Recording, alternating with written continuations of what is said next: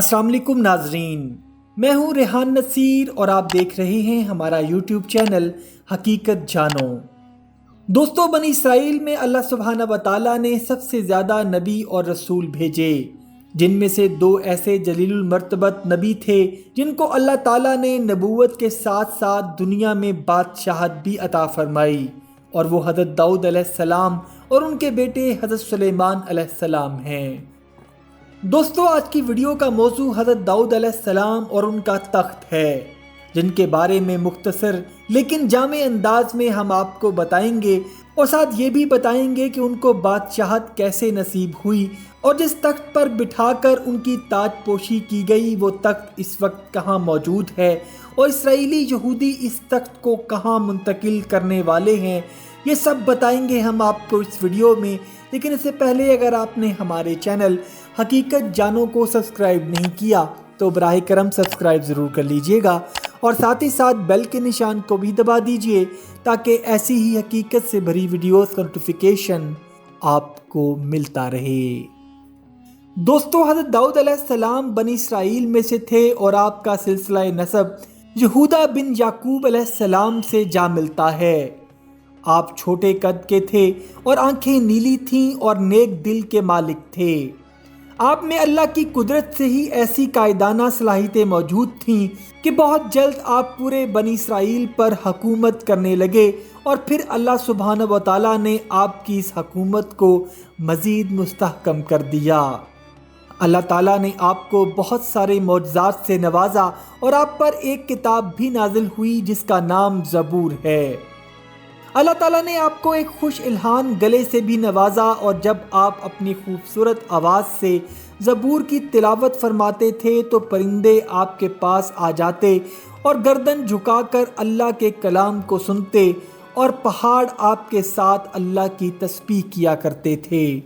جیسا کہ اللہ سبحانہ و تعالیٰ نے سورہ انبیاء میں ارشاد فرمایا،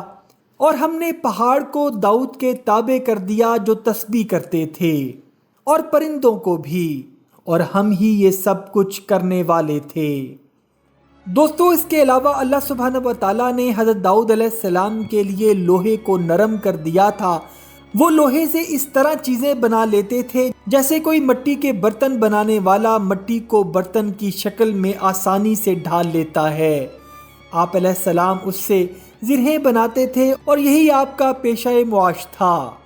حضرت داؤد علیہ السلام سے پہلے بھی زرہیں بنا کرتی تھیں، لیکن وہ لوہے کے تختوں نما ہوتی تھیں جن کو جسم کے دونوں اطراف میں لٹکا لیا جاتا تھا،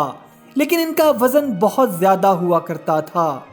حضرت داؤد علیہ السلام نے لوہے کو اس طرح ڈھالا کہ انسانی جسم کے مطابق زرہوں کو بنایا جو ہلکے وزن کے ساتھ ساتھ کارآمد بھی تھیں، اور اس کو پہن کر سپاہی اچھے سے لڑ سکتا تھا۔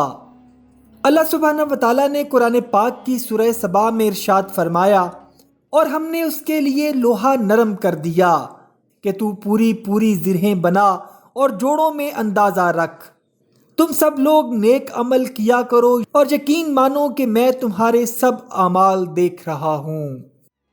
دوستو، بنی اسرائیل میں حضرت داؤد علیہ السلام وہ پہلے شخص تھے جن کو اللہ سبحانہ و تعالیٰ نے نبوت بھی عطا کی اور دنیا کی بادشاہت بھی، کیونکہ اس سے پہلے بنی اسرائیل میں اگر ایک خاندان کے پاس نبوت آتی تھی تو دوسرے خاندان میں حکمرانی۔ دوستو، بعض مفسرین کا خیال ہے کہ حضرت داؤد علیہ السلام کے پاس نبوت بادشاہت کے بعد آئی، کیونکہ اگر ان کے پاس پہلے نبوت ہوتی تو شاید ان کو بادشاہ نہ بنایا جاتا، لیکن اللہ ہر چیز پر قادر ہے۔ دوستو، بنی اسرائیل کے حکمران بننے سے پہلے ہی اللہ سبحانہ و تعالیٰ نے آپ کو طالوت کی آدھی سلطنت کا مالک بنا دیا، کیونکہ طالوت نے یہ اعلان کر دیا تھا کہ بنی اسرائیل کا جو بھی جوان جالوت کو ہلاک کرے گا وہ اس کو اپنی آدھی سلطنت اور اپنی بیٹی اس کے نکاح میں دے دے گا، اور پھر حضرت داؤد علیہ السلام ہی وہ شخص تھے جنہوں نے جالوت کو جہنم واصل کیا۔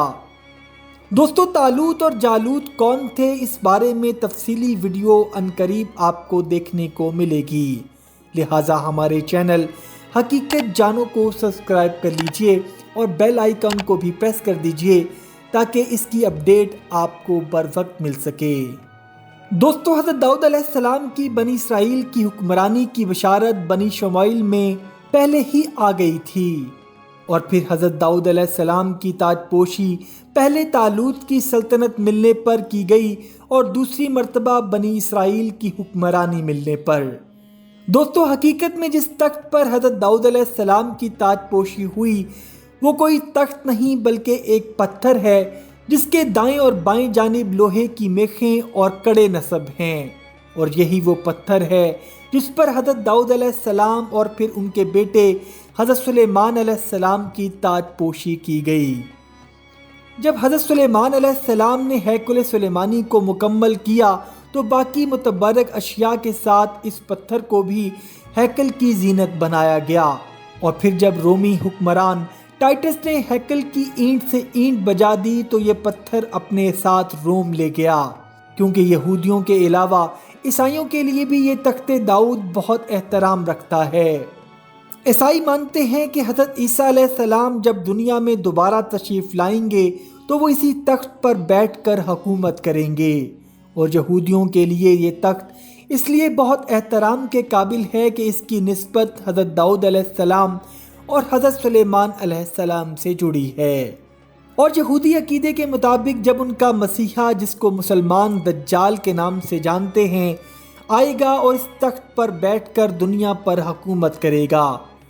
دوستو یہ مقدس پتھر روم سے آئرلینڈ منتقل ہوا، اور پھر آئرلینڈ سے اسکاٹ لینڈ، اور پھر اسکاٹ لینڈ سے انگلینڈ منتقل ہو گیا، اور آج کے دن یہ پتھر یا تخت داؤد، جس کو دنیا تھرون آف ڈیوڈ بھی کہتی ہے، برٹش پارلیمنٹ سے ملحقہ ایک چرچ میں رکھا گیا ہے، جس کو لکڑی کے ایک تخت کے نیچے نصب کیا گیا ہے، اور تب سے لے کر آج تک برطانیہ کے ہر حکمران کی تاج پوشی اسی تخت داؤد پر بٹھا کر ہی کی جاتی ہے۔ برطانیہ کی موجودہ ملکہ الزبتھ دوئم کی تاج پوشی بھی اس تخت داؤد پر ہی کی گئی جب وہ 6 فروری 1952 کو برطانوی راج کی نئی ملکہ بنی۔ دوستو یہودیوں کا آنے والے دور میں 4 نکاتی ایجنڈا اس تخت کے گرد گھومتا دکھائی دیتا ہے، اور وہ ہے جنگ عظیم سوئم، جس کو ہرمجدون اور آرمیگیڈن کے نام سے بھی جانا جاتا ہے، مسجد اقصی کو شہید کرنا، اس کی جگہ تیسرا ہیکل سلیمانی تعمیر کرنا، اور پھر وہاں تخت داؤد یعنی تھرون آف ڈیوڈ لا کر رکھنا، جس پر ان کا مسیحا دجال آ کر بیٹھے گا اور حکومت کرے گا، کیونکہ اب برٹش اور اسرائیلی گورنمنٹ کا خفیہ معاہدہ طے پایا ہے کہ جب تیسرا ہیکل سلیمانی تعمیر ہوگا تو دونوں ممالک کی رضامندی سے یہ تخت اس ہیکل سلیمانی میں دوبارہ رکھا جائے گا۔ دوستو جب اسرائیلی یہودی تیسرے ہیکل سلیمانی کی تعمیر کے لیے مسجد اقصی کو شہید کریں گے تو پوری مسلم دنیا اپنے قبلہ اول کے گرائے جانے کو تسلیم نہیں کرے گی اور ریئیکشن دے گی، جس میں سر فہرست ترکی، پاکستان اور رشین مسلم ریاستیں ہوں گی، جس کی وجہ سے پوری دنیا کا امن خراب ہوگا اور تیسری عالمی جنگ شروع ہو جائے گی، اور یہ وہی جنگ ہے جس کا ذکر احادیث مبارکہ میں موجود ہے، اور اس میں اتنا قتل عام ہوگا کہ دنیا کی کوئی جگہ بھی انسانی لاشوں سے خالی نہ ہوگی۔ اللہ سبحانہ و تعالیٰ سے دعا ہے کہ وہ ہمیں اس فتنے سے محفوظ رکھے، آمین ثم آمین۔ امید کرتا ہوں دوستو آج کی ویڈیو آپ کو پسند آئی ہوگی۔ اگر ویڈیو پسند آئی ہے تو ویڈیو کو لائک، شیئر اور کمنٹ سیکشن میں اپنی رائے کا اظہار ضرور کر دیجیے گا، اور جاتے جاتے چینل کو سبسکرائب کر کے ہماری حوصلہ افزائی بھی کر دیجیے۔ اپنا اور اپنے گھر والوں کا بہت سا خیال رکھیے گا۔ وما علینا الا البلاغ المبین۔